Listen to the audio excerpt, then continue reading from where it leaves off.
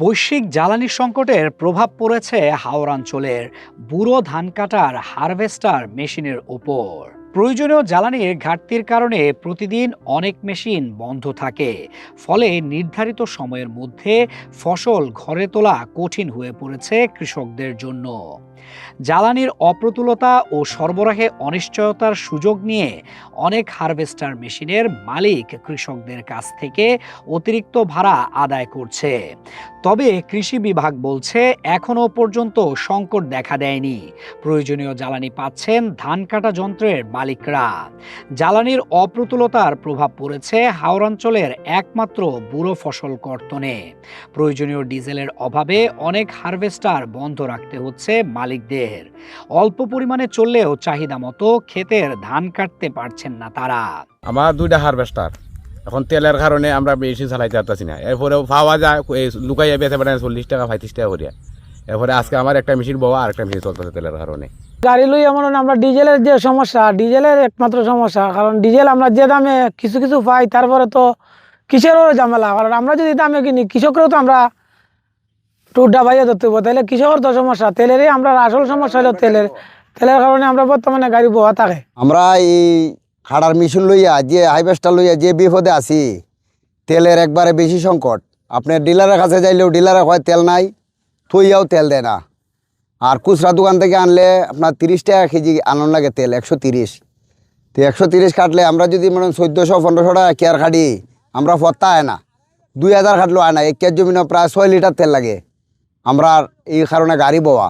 বিভিন্ন উপজেলার ডিজেলের সাব ডিলারদের কাছে তেল না পেলেও 130 থেকে 140 টাকা দরে খুচরা বাজারে মিলছে তেল। এতে কৃষকদের ধান কাটার রেটও বাড়িয়েছেন হারভেস্টার মালিকরা। এমন পরিস্থিতিতে মেশিনে ধান কাটতে দ্বিগুণ টাকা গুনে বিপাকে কৃষক।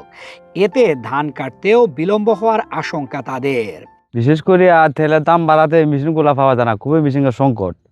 তারপরে মনে যেটাই পাওয়া যায় দাম দ্বিগুণ লাগে। বিভিন্ন কিছু এই একটা সমস্যার মাঝে আছে কৃষক। চাইতে মনে হলো ডিজেল প্রচুর হইতো, মেশিন বেশি নামতো, আবার তাড়াতাড়ি উঠতো, বুঝলি। আবার তো তাড়াতাড়ি উঠতে কৃষকের বালা হারি বছরের সঞ্চয় তো এইখানেই কথা বুঝো না, বুঝলি। দ্রুত উঠতে তো খুবই ভালো। এখন তেল দিয়ে না হয়, হামলাও নাই। এখন মেশিন তেল না হলে ধান কাটতে কি আমরা, এখন আমরা কৃষকরা তো আমরা ঠিকছি। হাওরে বুড়ো ধান কর্তন ও শ্রমিক সংকট নিরসনে জাদুকাটায় বালু উত্তোলন বন্ধে মাইকিং করেছেন স্থানীয় এমপি। হাওর জুড়ে জ্বালানি তেল নিয়ে এমন সংকটকালে ধান কাটার কাজে ব্যাঘাত ঘটলেও কৃষি বিভাগ বলছে ভিন্ন কথা। তাদের দাবি জেলায় কোনো জ্বালানি তেলের সংকট নেই।